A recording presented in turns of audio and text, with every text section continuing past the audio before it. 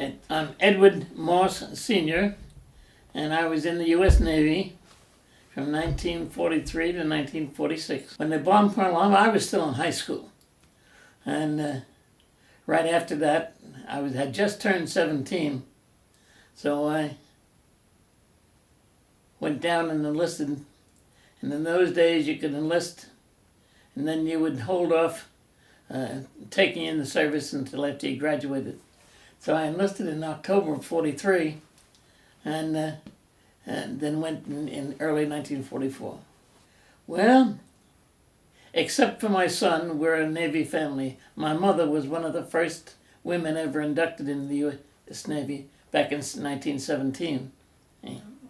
And she had been she was a telephone operator. And she was the personal operator for Teddy Roosevelt on Long Island. And she heard a message on the radio, President Wilson asking for females to join because more than 50% of all the Navy personnel in those days were communication business and being a telephone operator. So she went down the next day. She went down on a Friday and enlisted on a Monday. She was sworn in at the Brooklyn Navy Yard. And she and 10 other ladies were the first group to be sworn into the U.S. Navy. And you should have seen their uniforms in those days. Skirts down to their ankles, boots up to their knees, big wide brim hats, the regular Navy blouses. But the skirts came down to their ankles. And then my son went into the Air Force in Vietnam, but everyone else has been Navy, including my grandson, who is a doctor at San Diego Naval Hospital. He's a prosthodontist. Do you have any idea what a prosthodontist is? He rebuilds faces. And it's a big need for those these days with all of the head trauma that goes around. So that's his bit.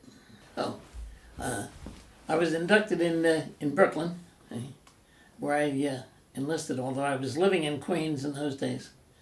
I was inducted in Brooklyn and went to, they sent me to Sampson Naval Base, upstate New York. And I wound up there twice because after I got out of the service, I wanted to go to college. And although I was accepted in Brooklyn Polytech, where I wanted to go, I had a 2.5-year wait for admission to any of the good schools. So they turned about 4 of the Naval and Army stations into 2-year colleges.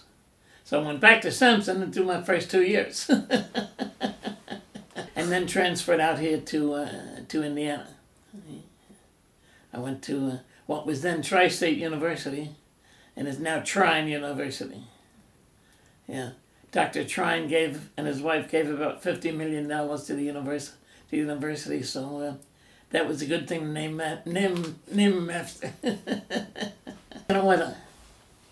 And it's an AO-48, which was an auxiliary oiler. We were the floating gas station. We had 1 million gallons of between fuel oil and naval and aviation gasoline and diesel on board. So the big fear was fire. And we were the Neosho 2. The Neosho 1 went down with all hands. I wasn't on it. Anyway, so I spent the war on that one, and then we decommissioned, and they held me over for 6 months to put me on a transport to General Harry Taylor, bringing the troops back from Europe, and then I got out in 46. Yeah. The only really exciting thing that we happened to me was we got hit by a kamikaze plane on our fantail. Thank goodness we had the fan. You know what the fantail is? Fantail is the very rear end of the ship, and there's nothing. It comes out, so there's almost nothing of any import right near it. So it killed about 6 people, but it didn't do a hell of a lot of damage to the ship. So. No chance. And that was we always we zigzagged no matter what we did. We zigzagged. We never ran a straight line to avoid the submarines. Yeah, our captain was a character. He was a captain on a Gulf oil ship before the war, and he loved to shoot, and he made everybody else jealous because he stood on the flying bridge with his .45 and shot the flying fish, and he got at least 5 out of every 10 he shot, and that's a chore. If you ever saw flying fish the way they go. Well, yeah, we serviced aircraft carriers. We serviced other cargo ships, and we serviced battleships and mostly battleships and light cruisers. Then we would get quite a few destroyers and so on, and that was another thing. We lament an event of oil spill these days, but you haven't seen nothing yet. We had 4 loading ports on either side of the ship, so that's 8 pumps, and one of my duties was to make sure the pumps were all running. Anyway, and when we got general quarters, there were always 2 seamen right next to the hoses. So if we got general quarters, they had to slice the big delivery hoses so that the fighting ships could get on their way. So then it took us about 20 minutes to secure the pumps. We traveled mostly with the 3rd Fleet, and we would lay about 10 to 12 miles off the 3rd Fleet. So when they got in, and that was one of the things that really led to, or if it didn't lead to, it was certainly a good portion of our ability to beat the Japanese in the War of the Pacific. We had the technology to fuel and restock our ships on the go. They had to go back to port. So if they ran low on the fuel, they had to go back to port, waited about 10 or 15 hours to get refueled and back again. Whereas we did it on the run. They would drop back, we would take 4 hours, refuel them, and they were right back in battle again. Yeah, they would pull up about 50 yards away. We had our deckhands would shoot a line over from one ship to the other. Probably the most significant part about that operation was we could run at 13 knots and continue to do the refueling, both running at exactly the same speed. And the cruiser or the battleship would run at the same speed, and we had fantastic communication between the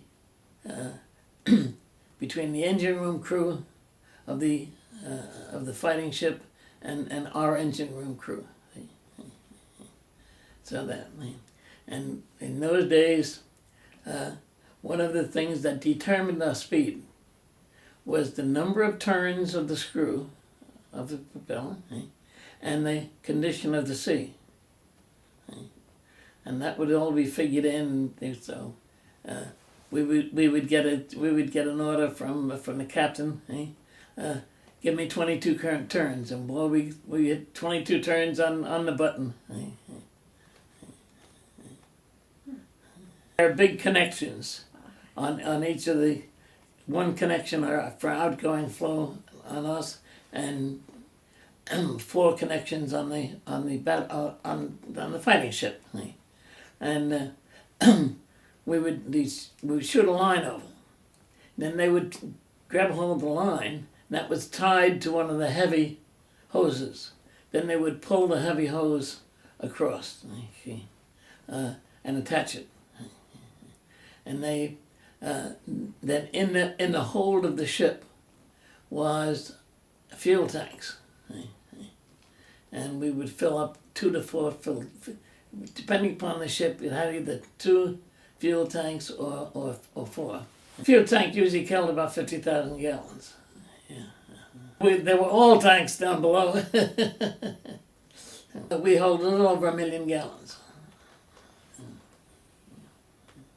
And then we operated out of a place in the Pacific called Ulithi Atoll.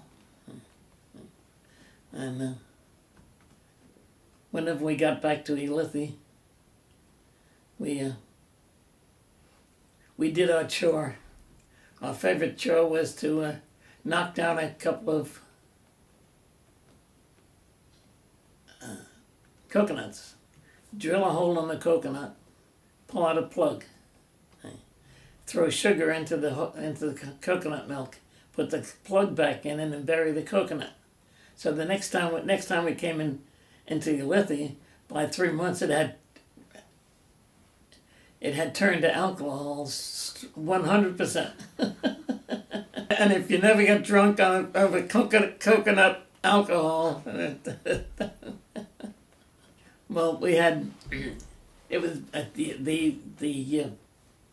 atoll where we stayed. That was all palm trees, and we always went into the same general area. We had our own. We didn't have our own dock. We weren't the only ones that docked there, but we always went into the same dock. So you went ashore and you hunted up the same. Now, everybody else was doing the same thing. So if you didn't find yours, you found somebody else's.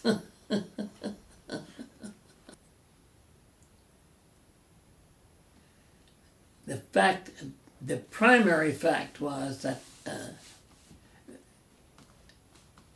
as opposed to Korea, and more true of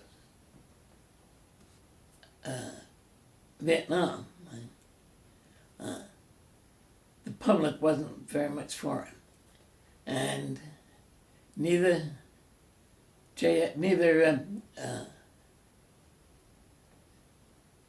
Bush nor JFK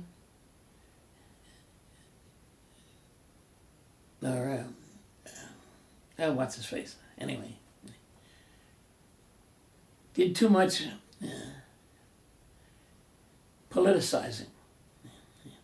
At least when Roosevelt was in power, he constantly reminded people that we were at war. And almost everyone, we had a few schlemiels who wouldn't listen. But anyway, almost everyone was deeply into the water. And it took all the servicemen, well, as you know, very few women worked in those days. But they all went to work in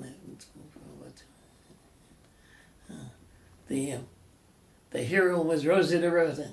And I'm sure you heard Rosie DeRosa. And it's important for the younger people to recognize that they were and should still be patriotic people. And patriotism isn't a dirty word. But a lot of them think it is.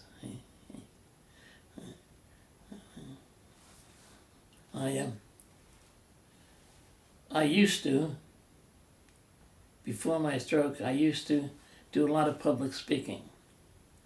And with those thoughts in mind. And mostly around Veterans Day or Memorial Day, I was always booked up solid. And I never apologized for waving the flag. Not like some of our politicians these days. We have been up to visit this fellow, one of the carpenters on board with me. Went to work as a carpenter in Seattle. Couldn't get a job, so he went up to Alaska and decided to become a preacher. So he is now a retired Methodist minister from Anchorage and one of the other cities. Anyway, and he's become an expert totem pole carver. When he first went into the ministry, he was a non-commissioned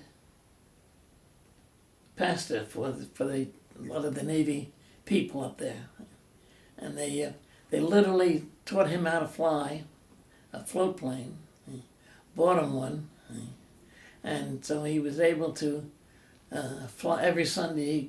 He could cover up to 6 different churches in the various islands outside of the mainland Alaska.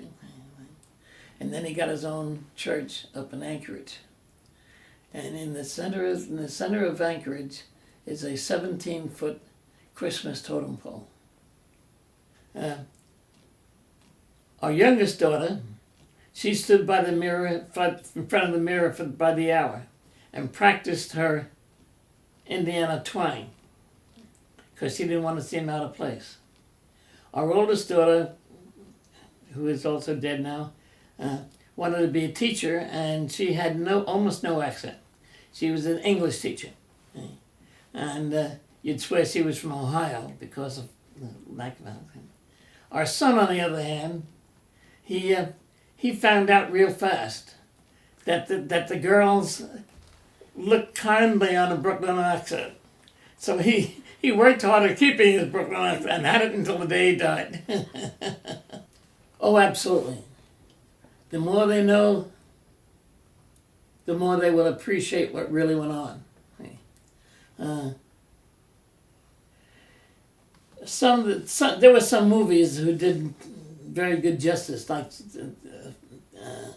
Finding Private Ryan was one of them, and The Fury, as I understand it, is another one.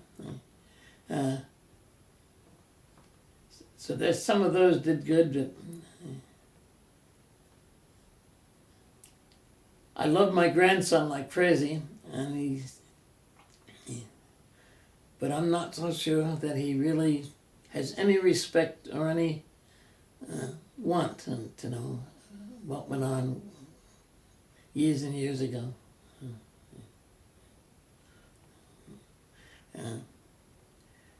I think one of the reasons for that is his dad did 2 tours in Nome. Wouldn't talk about it for beans.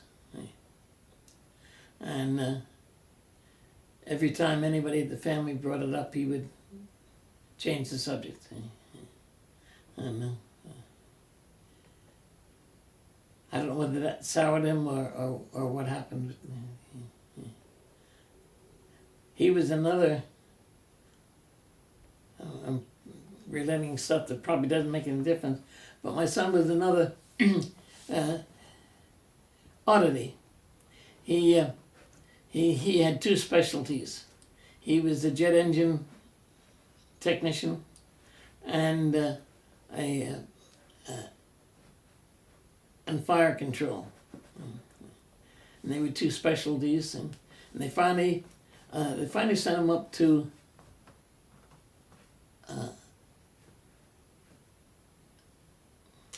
Upper Michigan base, where there's nothing but snow all year round. Anyway, and he called me one day and he said, "Dad, there's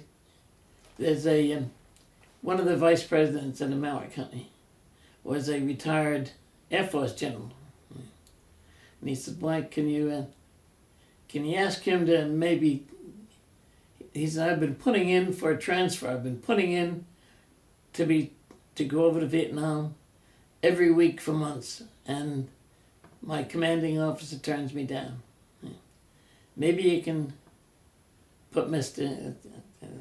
I can't even remember his name now, to work on it." Well, I called him, and he got a hold of a couple of people in the Air Force, and 2 weeks later, a group of Air Force people went up to Niagara Falls Air Force Base and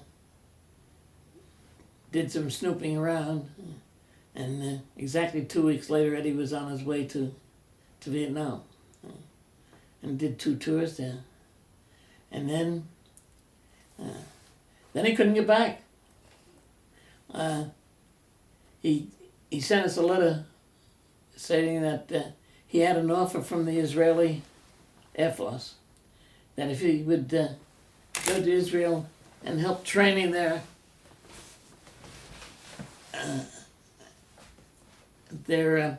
helicopter people with the right training, they'll pay him 4 years free college and give him a job for 8 years. And he said, "Dad, I'm gonna go." When this was in early July. Early June, and he was slated to be discharged in October. And he said the reason for that was he had kept turning in. They had what they call an early out. If you had a serviceman who wanted to get into school, like in the September semester, and was in the September or October run, you get an early out. And he's like, I've sent in 4 applications to IU, each time with a $25 entrance fee. Never heard a word. Never heard a word back. He said, "If they don't care about me, I'll just go to Israel." Well, his mother hit the ceiling, as you can imagine. And so I sat down and I wrote Governor Whitcomb a 7-page letter. And I outlined his whole military history. And laid it on the line. And 2 days later, my secretary walked in the office and said, "Mr. Morse, the governor is on the phone for you." Anyway, what he asked me was, "Is everything you wrote in that letter, is that fact or is it fiction?" I said, "No, it's fact. You can check it up, check on it." He said, "Well, if that's fact, I'll get to work." I heard back from him a week later, and he said, "Look, you got a job." He said, "You have to get. I can get him home, and I can get him home within a few weeks, but he has to fill out some paperwork, and he has to do it in a hurry. But they're under siege at Phan Rang, and they're not taking any civilian communications."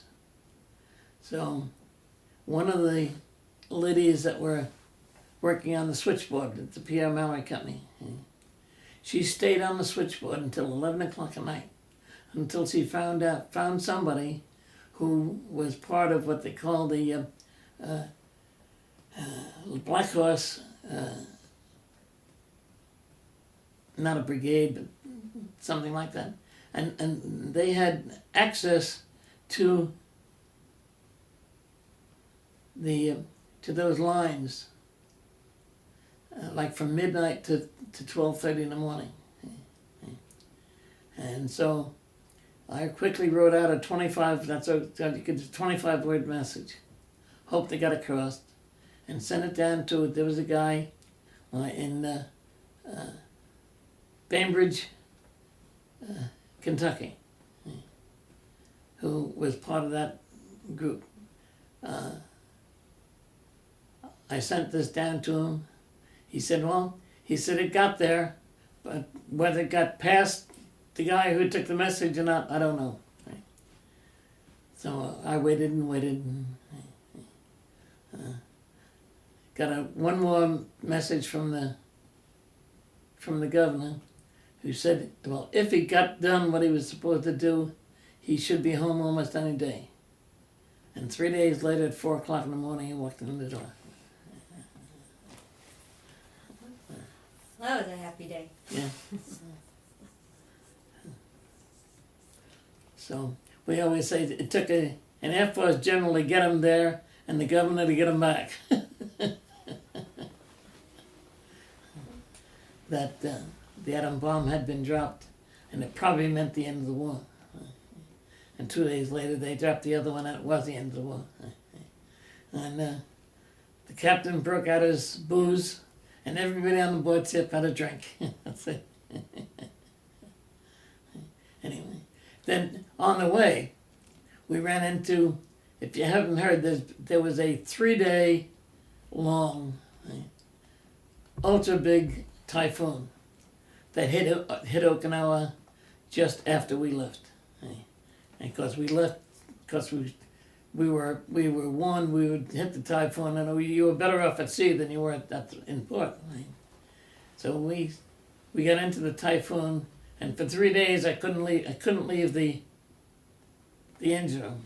But during that kind of a storm, when the screw comes out of the water, when the water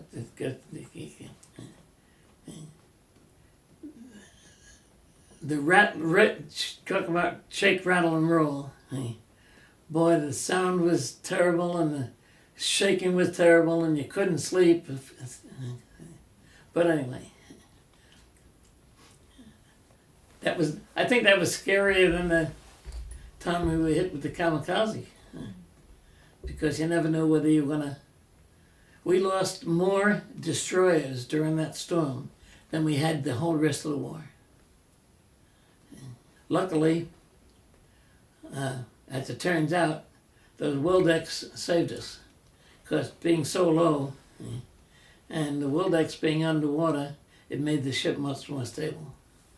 We had never traveled alone. There were at least 2 or 3 tankers with us, and we were always being circled by destroyers.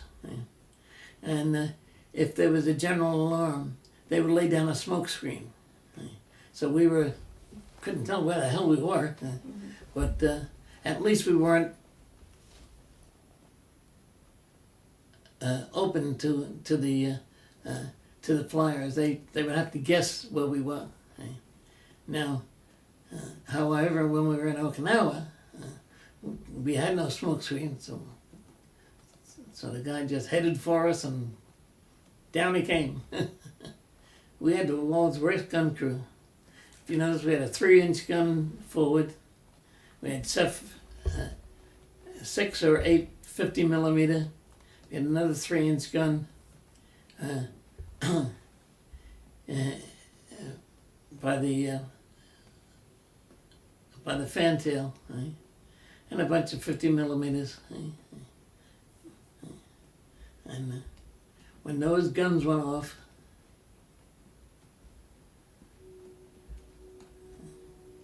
down the engine room was, we had no air conditioning.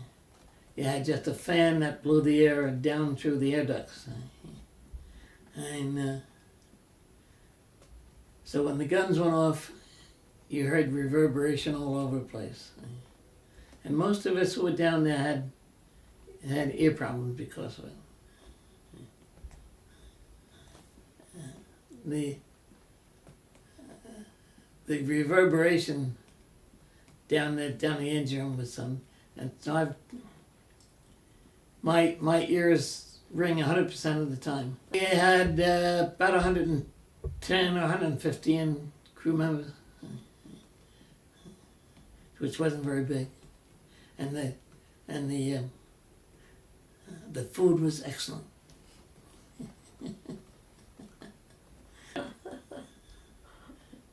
Contrary to those people who are on tin cans and light cruises, our food was great.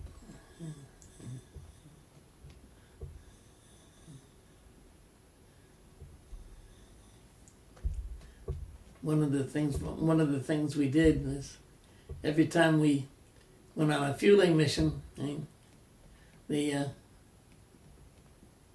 bosun's mate would call across and work some kind of a deal with the crew on the other ship. So we would get extra movies and get extra milk. We'd get the newer movies that we had. One of the most popular one was Bing Crosby and Going My Way. That was the most popular in those days. When she was in the 6th grade and I was in the 8th. And when I went in the service, we parted. And then when I came back home, she had a very good friend of the family whom everybody called Auntie. The woman she's named after, Myrtle. And she was the superintendent of hospitals and superintendent of nurses at Mather Memorial Hospital in Port Jefferson, New York. In fact, that's where my wife was born. And so she was spoiled rotten. She was the only child and only grandchild and the only niece that Myrtle DeYoung ever had. So she had her own little apartment at the hospital. Her aunt had a bungalow right on the beach. Anyway, one Sunday, I was a baseball player back in those days. As you can see from pictures up there. And my mother and dad had a place at a summer home in Port Jefferson. And so I would go out Friday night and come back early Sunday morning to play ball on Sunday afternoon. And got on the train, and there was Mert. And so we get off the train at Jamaica Station, and I carried a bag up to the L station, walked her home. She went upstairs and took to her mother, and she said, "That man I'm going to marry." Now I didn't learn that until later on. Anyway, so we've been married 68 years. That's a long time. That's a long time. Wow.